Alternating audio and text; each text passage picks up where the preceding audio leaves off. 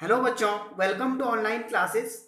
तो बच्चों, हमने कल पढ़ा था रासायनिक परिवर्तन क्या होते हैं, रासायनिक समीकरण कैसे किसे कहते हैं और रासायनिक समीकरणों को कैसे लिखा जाता है। ठीक है। तो आज हम पढ़ेंगे कि संतुलित रासायनिक समीकरण यानी कि रासायनिक समीकरणों को संतुलित कैसे किया जाता है और रासायनिक समीकरणों को संतुलित करने की क्यों आवश्यकता पड़ी। ठीक है। तो प्यारे बच्चों, जैसे कि आपने पिछली कक्षाओं में या कक्षा 9 में पढ़ा होगा कि द्रव्यमान संरक्षण का नियम आपने पढ़ा होगा। ठीक है ना। द्रव्यमान संरक्षण के नियम के अनुसार क्या होता है कि कोई भी रासायनिक अभिक्रिया में द्रव्यमान का न तो निर्माण होता है और न ही विनाश होता है। ठीक है। यानी कि हम कह सकते हैं कि कोई भी रासायनिक अभिक्रिया जो हो रही है उसमें रासायनिक अभिक्रिया के उत्पाद तत्वों का कुल द्रव्यमान और अभिकारक तत्वों के कुल द्रव्यमान ये दोनों आपस में क्या होने चाहिए, बराबर होने चाहिए। क्यों क्यों बराबर होने चाहिए? क्योंकि रासायनिक अभिक्रिया के दौरान द्रव्यमान का न तो ह्रास होता है और न ही द्रव्यमान का निर्माण होता है। ठीक है।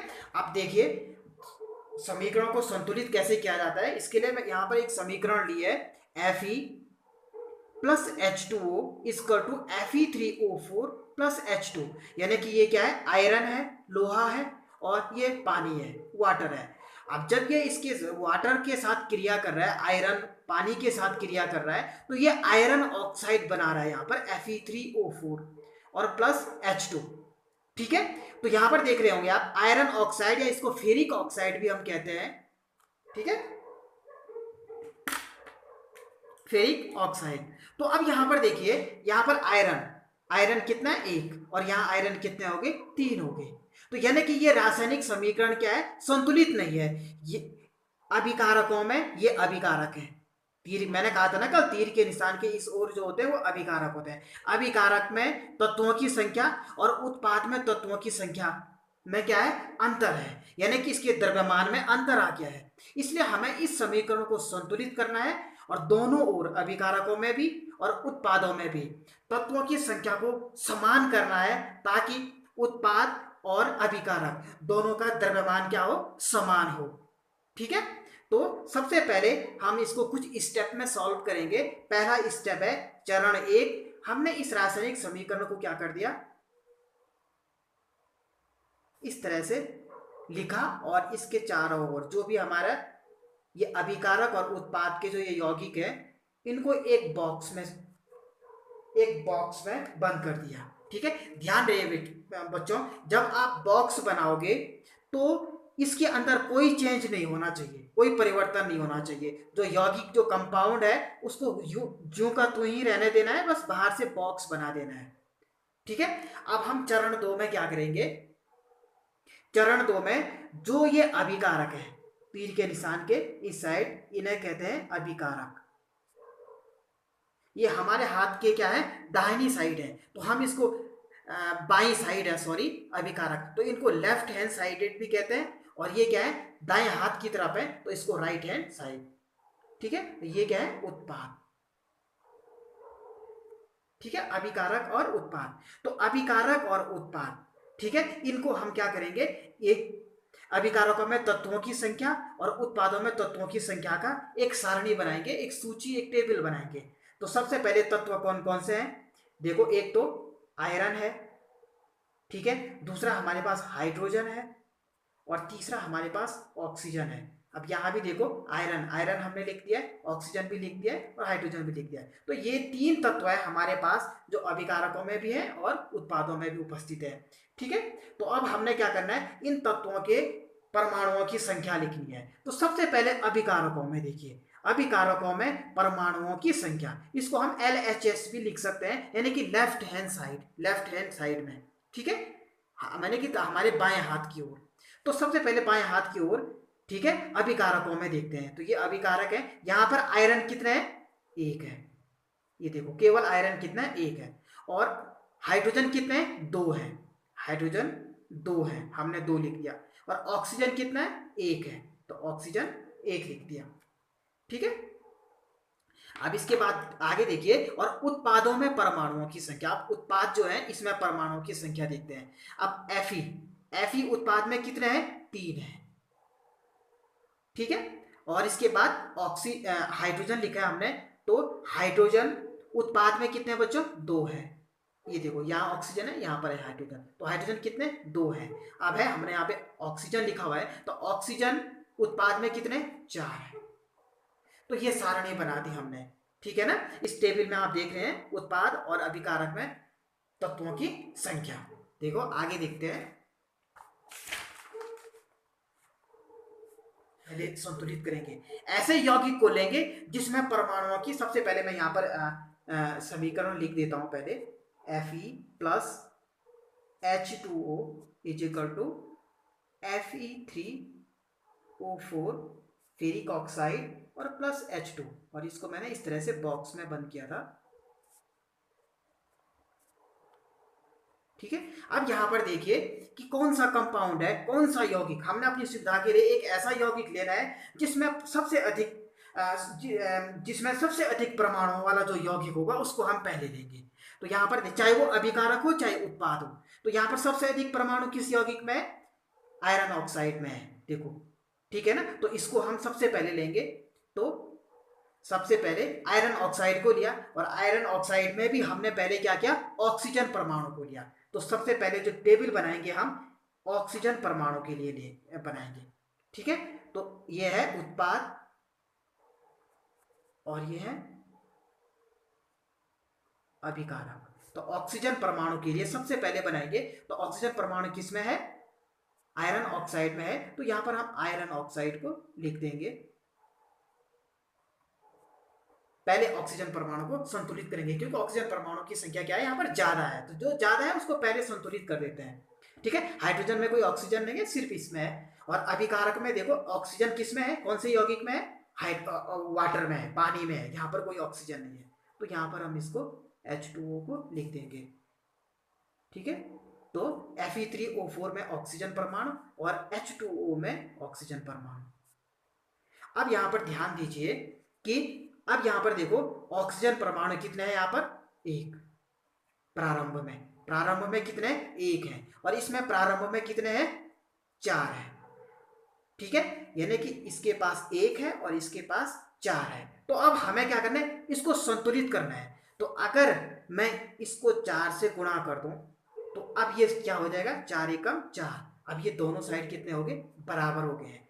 तो यानी कि मैंने इसको 4 से मल्टीप्लाई किया, और यहाँ पर परमाणु की, ऑक्सीजन परमाणु की संख्या बराबर करने के लिए 4 से मल्टीप्लाई किया। अब ये दोनों साइड क्या हो गए, बराबर हो गए। अब मैं इसको यहाँ पर लिखूंगा, तो मैंने मल्टीप्लाई यानी कि हमने 4 गुणा किस में लिया, पानी में लिया ना, वाटर के मॉलिक्यूल में लिया, तो हम यहाँ पर 4 लिख देंगे।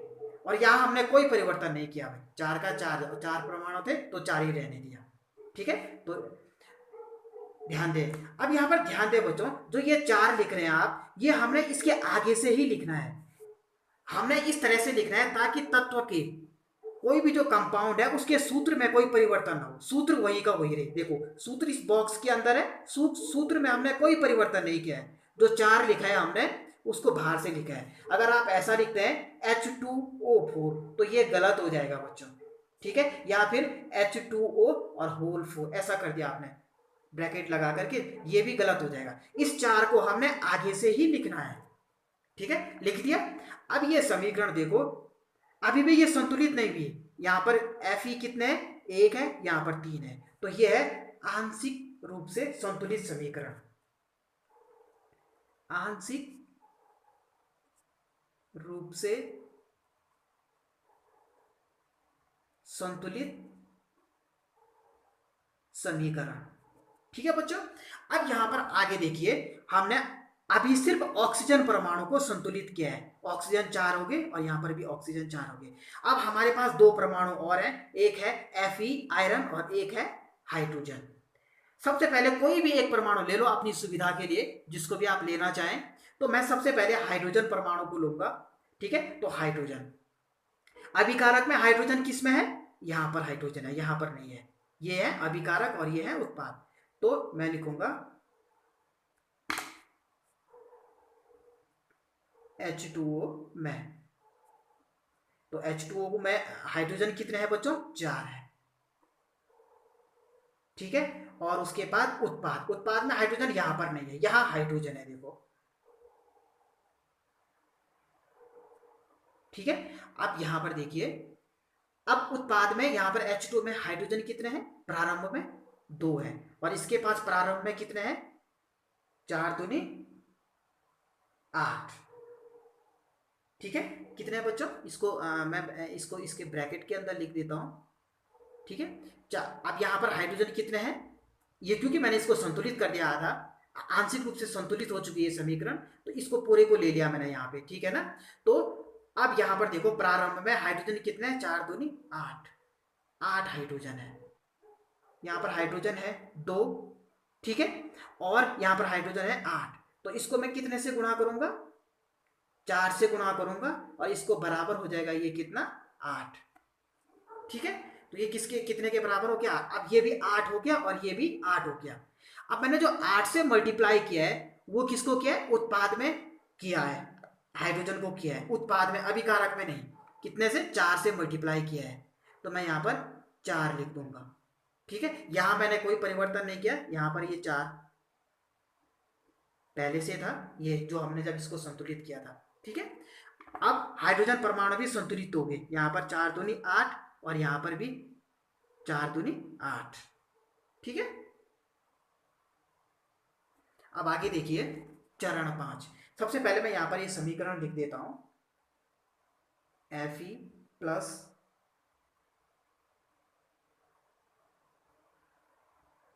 ये H2O प्लस Fe3O4 और प्लस H2, ठीक है। इस सबको बॉक्स में बंद कर दो, और इसको हमने संतुलित किया था अभी, यहाँ पे हमने 4 लिया था, इसको पहले संतुलित किया था जब ऑक्सीजन को संतुलित कर रहे थे, ठीक है। तो ये समीकरण लिख दिया यहाँ पे। अब यहाँ पर हमने ऑक्सीजन को भी संतुलित कर दिया है, हाइड्रोजन को भी संतुलित कर दिया है, ठीक है। इसके बाद हम संतुलित करेंगे आयरन को, ठीक है, आयरन परमाणु के लिए। तो प्रारंभ में देखो अभिकारक, यह है अभिकारक, अभिकारक में कितने हैं, आयरन सिर्फ 1 है, और उत्पाद में आयरन कितने हैं, 3 है। सबसे पहले यहां पर फॉर्मूला लिख देते हैं, Fe में, ठीक है, और यहां पर लिख देंगे हम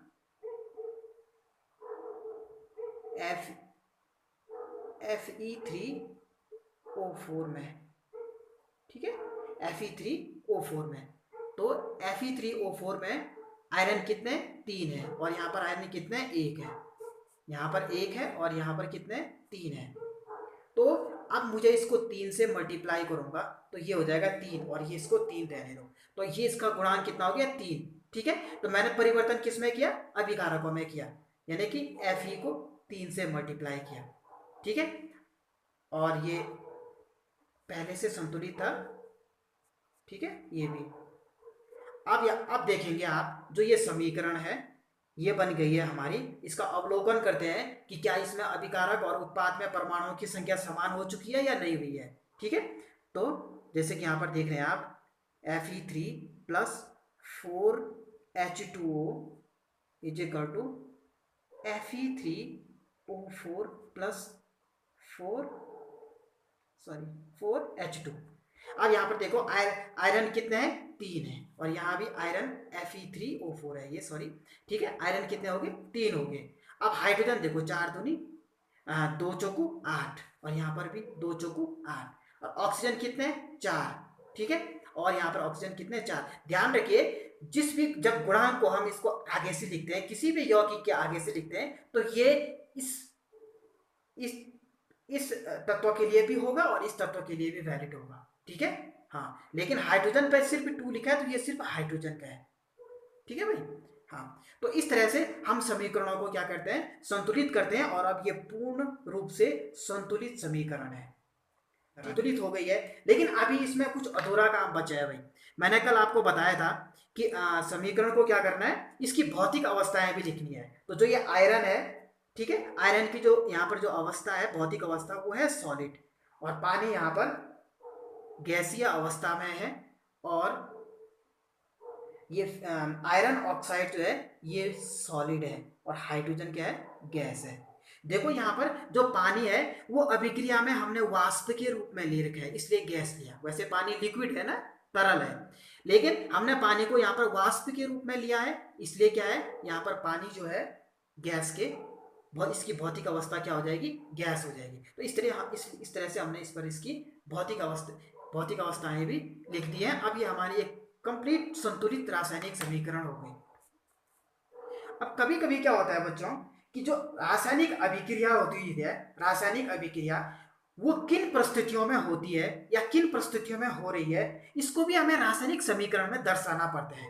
यानी कि जब कोई रासायनिक अभिक्रिया हुई है, क्या उसमें दाब की आवश्यकता है, क्या उसके लिए ताप की आवश्यकता है, क्या उत्प्रेरक की आवश्यकता है, इन परिस्थितियों की अगर आवश्यकता होगी तो इसको भी हम रासायनिक समीकरण में प्रदर्शित करना पड़ता है। देखिए कैसे, माना कि एक रासायनिक समीकरण है, मैंने कार्बन डाइऑक्साइड को लिया, इसकी भौतिक अवस्था क्या है, गैस, और प्लस इसकी अभिक्रिया कराई वाटर के साथ, पानी के साथ, ठीक है। यह है पानी है, वाष्प के रूप में है, ठीक है। और उत्पाद में हमें क्या प्राप्त हुआ, मीथेनॉल, ठीक है ना, मीथेनॉल प्राप्त हुआ CH3OH। अब ये इसके लिए क्या किया, ये अभिक्रिया तो कराई हमने, साथ में हमने इस पर क्या किया, प्रेशर दिया, दाब दिया, 340 ATM प्रेशर, 340 एटम प्रेशर दिया हमने, एटमॉस्फेरिक प्रेशर। उसके पश्चात ही ये अभिक्रिया हुई, तो दाब की आवश्यकता हुई, तो इसलिए हमने यहाँ पर दाब को प्रदर्शित किया इस तीर के निशान के ऊपर। इसी तरह से आप एक अन्य महत्वपूर्ण समीकरण से परिचित होंगे, आपने छोटी क्लासों में भी पढ़ा होगा, ठीक है ना, प्रकाश संश्लेषण की रासायनिक अभिक्रिया, वो थी 6CO2, ठीक है, ऑक्सीजन AQ, मैंने कल बोला AQ मतलब एक्वस, जलीय विलय, ठीक है, 12 H2O, और ये पानी है, यहाँ पर लिक्विड में है, तरल अवस्था में है, और ये इसके ऊपर लिख दिया हमने सूर्य का प्रकाश और क्लोरोफिल, ठीक है। और इसके बाद C6H12O6 कार्बोहाइड्रेट बना, एक्वस सॉल्यूशन। उसके बाद मैं यहाँ नीचे लिख देता हूँ 6O2 ऑक्सीजन प्राप्त हुई एक्वस फॉर्म में, जलीय विलयन के रूप में, और 6H2O, और इसको ये है लिक्विड, ठीक है।